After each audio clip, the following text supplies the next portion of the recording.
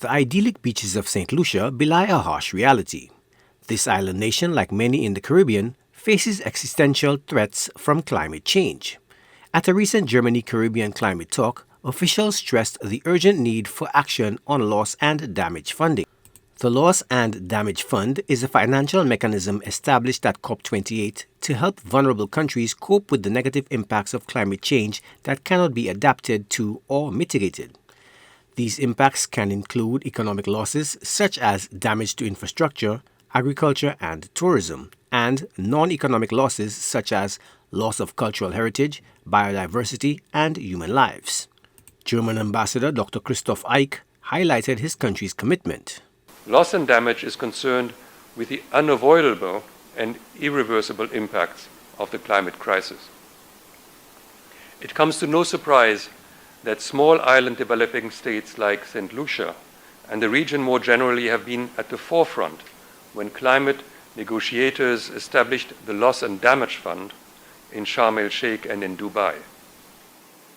SIDS bear the brunt of climate change, including from slow onset events such as sea level rise, and the financial resources at their disposal are limited compared with the losses and damages a single hurricane can cause.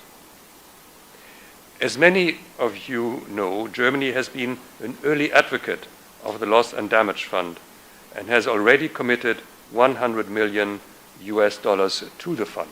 But the diplomat concedes more has to be done. Mitigation, adaptation, and loss and damage are inextricably linked. If we do not manage to make headway on adaptation, climate-related loss and damage will reach unaffordable levels. And if we do not manage to stop greenhouse gas emissions, adaptation at some point will become impossible. In fact, arguably the biggest contribution a country like Germany can make in the fight against climate change is to further limit and eventually stop greenhouse gas emissions. I would encourage you to continue to put pressure on Germany and on all large emitters to do their part in safeguarding our planet. But for St. Lucia, the clock is ticking.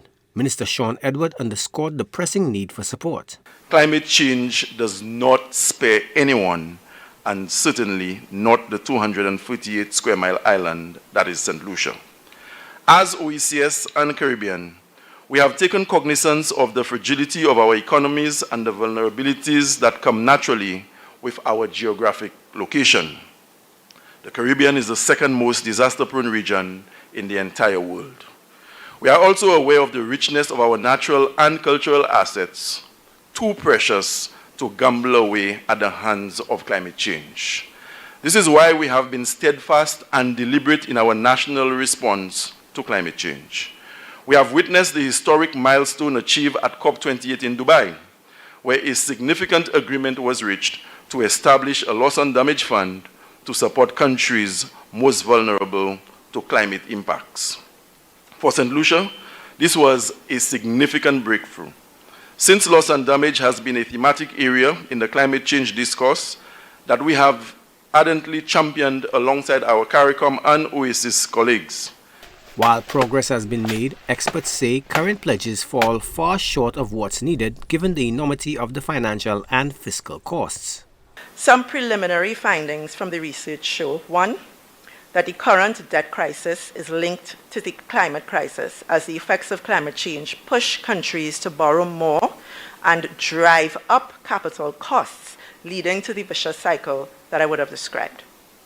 Secondly, 8 of 15 CARICOM countries most at risk from climate change-related disasters are in fact already in debt distress or at high risk of becoming so. And being in debt distress means that these countries are already at risk of being unable to service their debt payments and may be in need of debt restructuring efforts. Thirdly, CARICOM countries face substantial economic losses and damages across sectors like infrastructure, health, food security, and ecosystems due to their geographical isolation, small populations, and reliance on ocean resources. How, for example, do we value the loss of archaeological sites washed away by rising seas, or the damage to coral reefs due to higher sea temperatures? And how do we account for displaced communities or destroyed livelihoods? Our assessments must combine quantitative, semi-quantitative, and qualitative methods supported by sustained research. This includes identifying and mapping natural and cultural assets, assessing vulnerabilities, and calculating the cost of resilience measures. As Caribbean nations continue to grapple with the impacts of climate change, officials say the push for adequate loss and damage funding remains a critical priority. Joachim Duplessis, HTS News Force.